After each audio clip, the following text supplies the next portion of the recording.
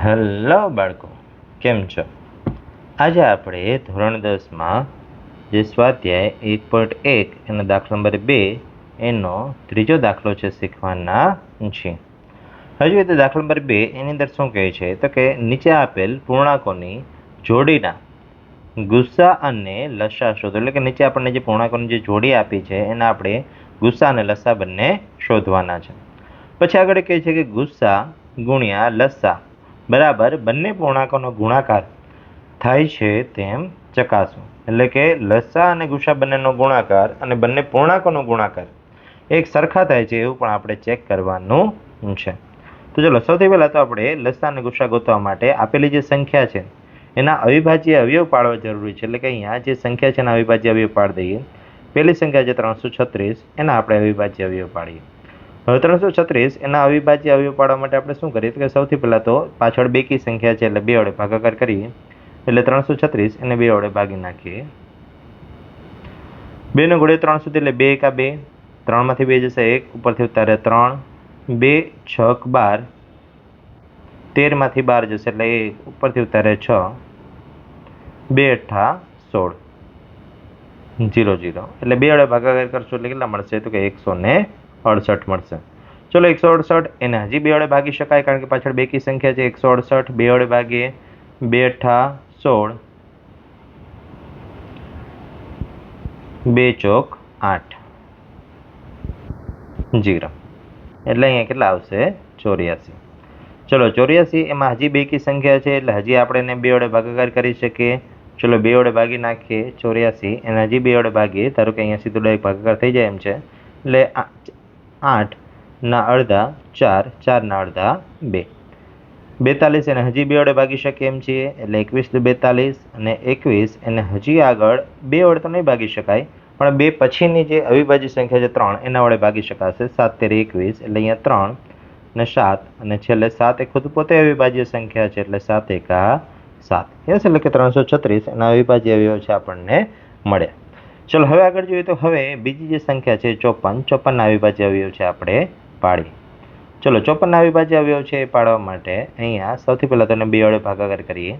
54 એને 2 વડે ભાગી નાખીએ તો 2 નો ઘડિયો 5 સુધી એટલે કે 2 દુ 4, 1 વધશે ઉપરથી ઉતાર્યો 4, 2 સત્તા 14, 0 0 એટલે કેટલા મળશે 27. 27 ને હવે આગળ 2 વડે નહીં ભાગી શકાય કારણ કે છેલ્લો અંક એકી સંખ્યા થઈ ગઈ.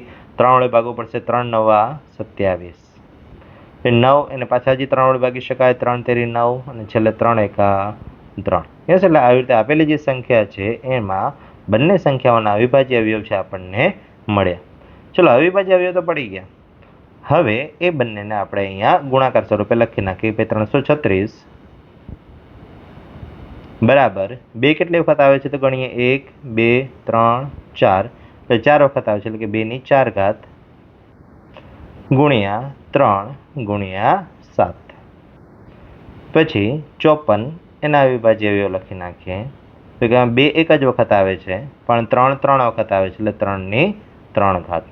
ચલો હવે આગળ જોઈએ તો હવે અહીંયા આગળ જે અવિભાજ્ય અવયવ તો આપણે લખી નાખ્યા છે એના પરથી આપણે લસા અને ગુસ્સા શોધવાનો છે.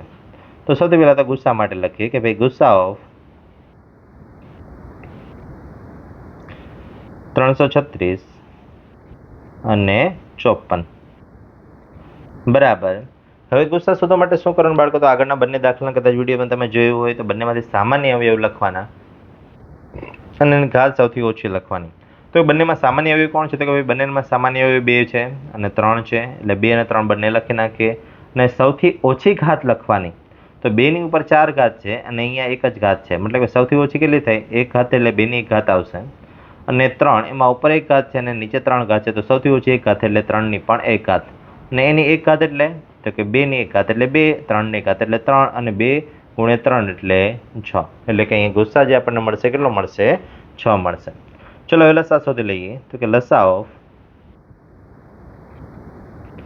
336 અને 54 બરાબર. હવે લસા માટે તો કે બધા જ અવયવ લખવાના પણ એની ઘાત સૌથી મોટી લખવાની એટલે સૌથી પહેલાં તો 2 અને 3 તો લખી જ નાખીએ. યસ, અને હવે કોણ વધ્યું અવયવમાં? તો કે 7 1 વધ્યા. ચલો 2 ની સૌથી મોટી ઘાત તો કે 4, 3 ની સૌથી મોટી ઘાત તો કે 3, 7 ની તો 1 જ ઘાત છે એટલે 7 ની 1 ઘાત જ રહેશે. ચલો હવે અહીંયા 2ની 4 ઘાત. હવે 2ની 4 ઘાત એટલે એનો અર્થ શું થાય? તો કે 2 ગુણ્યા 2 ગુણ્યા 2 ગુણ્યા 2 4 વખત.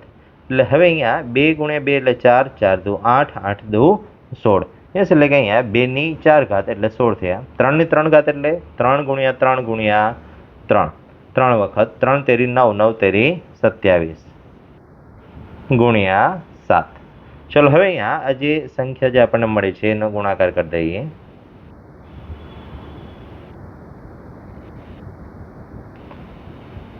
16 અને 27 એ બંનેનો ગુણાકાર કરીએ.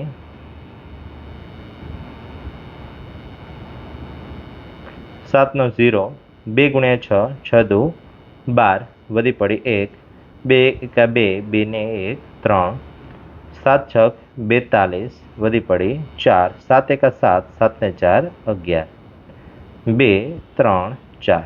એટલે કે જવાબ આવશે 432 ગુણ્યા 7, કારણ કે હજી 7 વડે ગુણાકાર કરવાનો બાકી છે. ચલો આ જે 432 છે એને હજી આપણે 7 વડે ગુણાકાર કરી નાખીએ. 7 વડે ગુણાકાર કરશું. 7 દુ 14, વધી પડી 1, 7 તેરી 21, 21 ને 1 22, વધી પડી 2, 7 ચોક 28, 28 ને 2 30. એટલે જવાબ આવશે 3024. યસ, એટલે આવી રીતે છે આપણને લસા અને ગુસ્સા છે બંને છે આપણને અહીંયા મળી ગયા. ચલો લસા અને ગુસ્સા બંને તો મળી ગયા. પછી તો કે હવે બીજી એક શરત જે આપણે હતી ચેક કરવાની છે કે ભાઈ ગુસ્સા ગુણ્યા લસા બરાબર બંને પૂર્ણાંકોનો ગુણાકાર. તો ચલો એ ચેક કરી લઈએ. તો કે ગુસ્સા ઓફ 336 અને 54 ગુણ્યા લસા ઓફ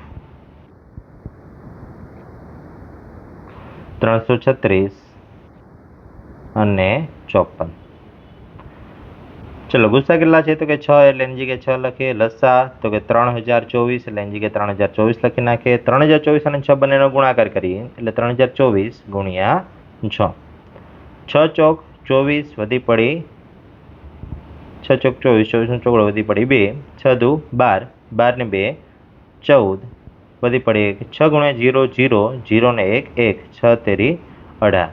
એટલે 18144 છે આપણને જવાબ મળ્યો. એટલે કે 18144 એ લસા અને ગુસ્સા એ બંનેનો ગુણાકાર આપણને મળે છે. ચલો હવે લસા અને ગુસ્સા એ બંનેનો ગુણાકાર તો આપણને અહીંયા મળી ગયો. હવે આગળ તો કે બંને સંખ્યાનો ગુણાકાર ચેક કરીએ કે ભાઈ બંને સંખ્યાનો ગુણાકાર પણ આટલો જ થાય છે કે નહીં. લખીએ કે ભાઈ બંને પૂર્ણાંકોનો ગુણાકાર, બંને પૂર્ણાંકોનો ગુણાકાર બરાબર 336 અને 54. ચલો રફમાં ચેક કરીએ. 336 ગુણ્યા 54, 0 5 ગુણ્યા 6, 6 પંચા 30, 30 નો તગડો 30 નો 0, વધી પડી 3, 5 તેરી 15, 15 ને 3 18, 18 નો એકડો, વધી પડી 1, 5 તેરી 15 ને 1 16, 6 ચોક 24, 24 નો ચોગડો, વધી પડી 2, 4 તેરી 12, 12 ને 2 14, 14 નો ચોગડો, વધી પડી 1, 4 તેરી 12, 12 ને 1 13, 4 ના 4 એમના એમ, 4 ના 4 એમના એમ, 8 ને 3 11, 11 નો એકડો, વધી પડી 1, 6 ને 1 7 ને 1 8 અને 1 ના 1 એમને એમ. એટલે અહીંયા પણ આપણને જે જવાબ મળે છે કેટલો મળે છે?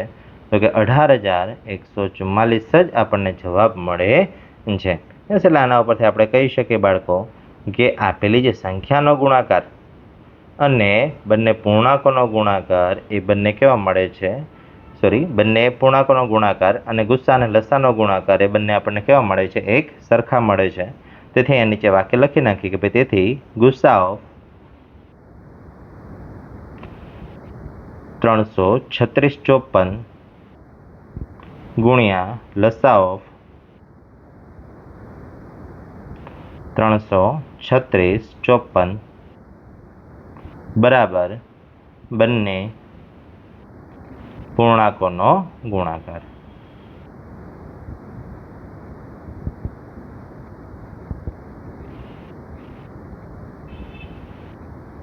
એટલે આવી રીતે છે બાળકો અહીંયા દાખલો છે એ પૂર્ણ થાય છે. થેન્ક યુ બાળકો. નેક્સ્ટ મળીએ નેક્સ્ટ દાખલા સાથે, નેક્સ્ટ વિડીયોમાં મળીએ નેક્સ્ટ દાખલા સાથે.